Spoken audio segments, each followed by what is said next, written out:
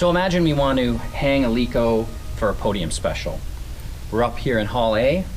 We've put our Leco where it needs to be with the safety chain on and the shutters pulled. There are several Socapex cables around the room. Find the closest one. In our case, we'll imagine we found A4. We'll hook the Socapex up to A4. And then the Soca has 6 plugs. They're all numbered. So find plug 1, plug the Leco into 1. If we had a second, we'd go to number 2, keep them linear. Then we make our way back to the dimmer. We already talked about physically patching the console, but we know that we've plugged the data into the first port of the dimmer. The address is already set. It's 145. That's the default for the dimmer in the Hall AB air wall.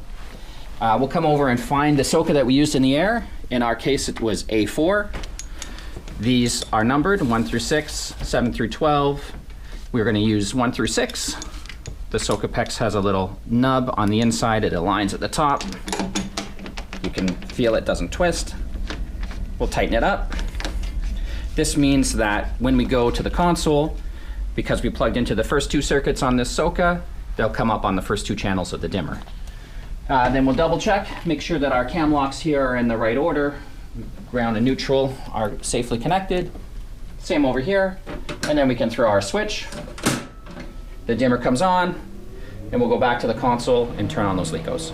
Working in our blank show file, we'll go to our screen 2 that we've been using. We'll start by looking over here. We can see there's no space to store a new cue because everything's full. So we are going to go and fader up a page so we get some blank space to work in. Now, looking at our channel sheet, we can see that all of the channels are numbered and labeled. If we go through the channel numbers, eventually we'll come to channel 145 here. That is the AB dimmer.